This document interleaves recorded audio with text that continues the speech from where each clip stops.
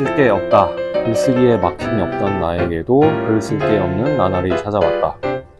일주일이나 한 달의 최신 경험이 기억과 감정이 생생해서 재미있게 쓸 수 있다.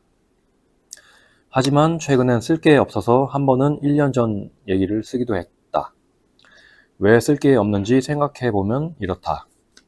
그동안 환승이별 사건 때문에 글감이 넘쳤고 심장이 아팠고 강제 사유의 시간을 가지며 글을 써댔다. 그 이후 뭐라도 열심히 하며 살겠다며 하고 싶은 마음이 조금이라도 드는 일을 다 했다. 그 일들을 통해 글이 나왔었다. 반면에 요즘에 쓸 게 없는 이유는 다시 평안을 되찾았기 때문이겠다. 괴롭지 않으면 글을 쓸 게 없고 쓰고 싶지 않다. 세상 사람들이 좋아하는 안정적인 것이겠다. 1년 전 밤, 그때도 추웠다. 역까지 걸어가며 나는 그녀에게 우리의 상투적인 관계에 어울리는 상투적인 질문을 했다. 새해 목표가 뭐냐고. 그녀는 예전에는 세웠는데 요즘은 안 세운다고 했다. 사람들이 보통 젊을 때 새해 목표를 잘 세우는 모양이다. 그리고 몇 번 해보다가 성취하지 못하고 흐지부지 끝나는 모양이다. 다이어트, 금연, 금주, 자격증 취득, 입학, 취직 따위에 실패한 모습들이 영상 매체에서 많이 보고 듣는다. 그녀는 우리 글쓰기 모임 회원이라서 종종 글을 올려줬다. 나는 그녀의 글이 재미있어서 마음에 들었었다. 대체로 솔직하고 내밀했고 시간을 들인 정성과 실력이 보였고 그 글 안에서 그녀는 고통받았기 때문이다. 남의 고통, 그것은 모든 재미있는 이야기들의 매력이다. 나의 이번 글처럼 행복해서 재미없는 글이 아니었다. 나는 요즘 아무런 문제가 없다. 영화 제작이라는 큰 목표를 두고 시작도 못하고 있지만 언젠가 할 거야 라며 미루고 있다. 좋은 모양새가 아니긴 하지만 조급한 마음이 들지 않는다. 욕심과 번뇌가 없는 사람의 단점이겠다. 나는 어려서부터 욕심을 내려놓는데 재능을 보였다. 그게 고통뿐인 세상에서 살아남을 수 있는 방법임을 체득했었다. 한국은 자기가 자기를 죽이는 살인율이 OECD 1위의 부자 국가이다. 하지만 이제는 다른 삶을 살아보려고 한다. 욕심이라는 이름보다는 목표라는 이름에 더 가깝겠다. 심리학 연구와 법륜 스님의 가르침에 따라 그냥 하기, 조금씩 하기, 꾸준히 하기 전략을 시도해봐야겠다. 작년에 달리기, 글쓰기 모임을 일정이라는 이름으로 시작해서 이제는 습관이 된 것처럼 나는 직설을 좋아한다. 법륜 스님, 흑자헬스, 간다효, 세이노, 조던 피터슨 같은 분들을 좋아한다. 이런 분들의 가르침을 주변에 전달해주고 싶어서 추천하면 강의에서 욕을 한다며 싫어하는 사람들이 있었다. 나는 그 욕들이 거슬리지 않는다. 사건과 심리의 본질을 감정을 담아서 힘있게 전달한다고 느낀다. 그리고 사회의 권위 따위에 저항하는 모습이 멋있다고 느낀다. 그런 분들에게 많이 배워서 나의 가치관을 이루고 있다. 세상은 걱정과 불안에 고통받을 게 없고 그래서 쓸 게 없다. 끝. 너무 부럽다. 예, 그렇구나. 예. 걱정과 불안에 고통받을 게 없다라는 게 너무 부러웠습니다. 욕심을 놓는 게 중요한 것 같습니다. 제가 느끼기에는 뭔가 여러 가지 고난을 겪은 후에 해탈의 느낌이 아니라 포기한 것 같아요. 그런 느낌이어서 뭔가 그런 힘듦을 통해서 사람이 발전적인 것도 있을 수 있고 그런 힘듦을 통해서 글감이라는 것도 얻을 수 있는데 아무것도 하지 않는 느낌? 그래서 그것이 그런 게 욕심이 없다는 건가? 라는 생각이 들면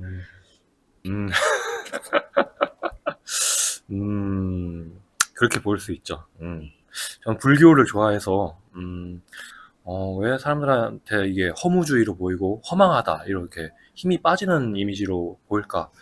이렇게 유튜브에서 제가 그것도 배웠는데, 스님이 나오셔서 해주신 말이 있어가지고, 세상이 공하다, 텅 비어있다, 이런 걸 얘기하는데 사람들은 거기다 대고, 허무하다, 허망하다, 이런 자기의 감정을 실어서 그렇게 하고, 그래서 저는 좀 욕심을 내려놓고 힘들면은 그만두고 힘들어도 할만하네 이러면 또 계속 하고 저는 그렇게 살고 있습니다.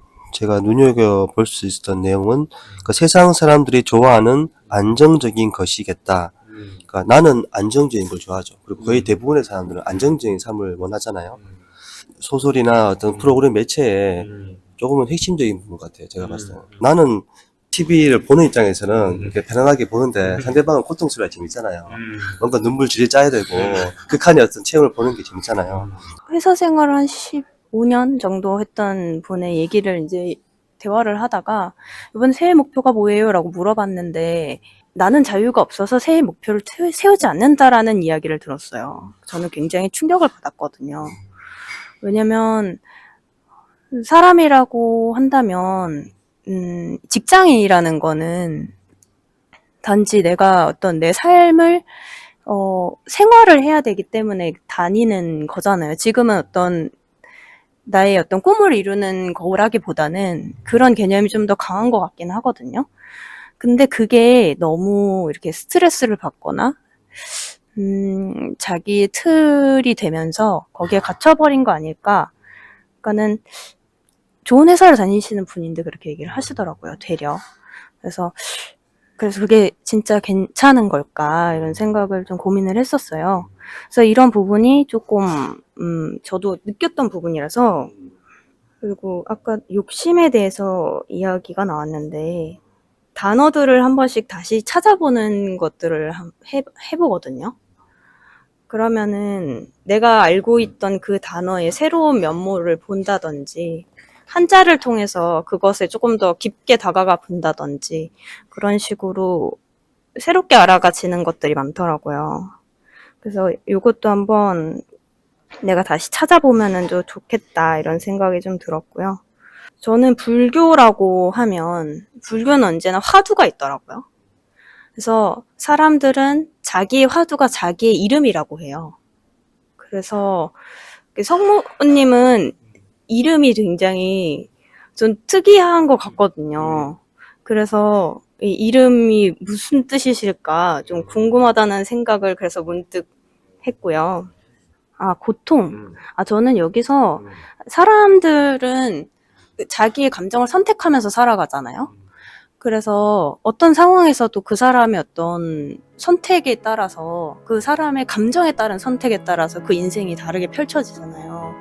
근데 성모님은 조금 더 즐겁고 흥미롭고 재미있는 것들 그런 거에 조금 더 관심이 많으시구나.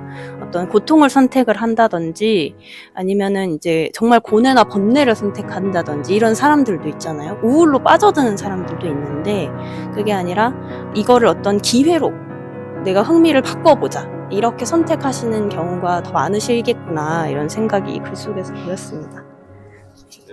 그리고 저는 욕심과 목표의 그게 구분도 되게 모르겠어요. 어디까지가 욕심인가? 뭔가를 한다는 것 자체가 욕심인데 저는 그 욕심이 말씀하신 대로 우리가 다들 다 아는 어렴풋이 아는 개념인 것 같은데 욕심이라는 폭이 되게 넓은 것 같고 좀 나쁜 욕심이라고 하면 욕심 때문에 힘든 거지. 제가 볼 때는 사람들이 많이 힘들어하는 욕심을 많이 택한다. 저는 좀 그렇게 많이 보이고 저는 좀 편한 거, 뭐 좋은 거, 재밌는 거 하는 그런 쪽의 욕심을 저는 좀 갖는 것 같고. 그러고 보면 그것도 욕심이네요. 그렇죠, 그렇죠. 욕심쟁이네. 맞습니다. 욕심쟁이, 우훗. 정말 많이 나온다. 알고 웃는 건가? 이거 좀 젊은 친구 모르는 음악인데, 이거. 들어봤어요.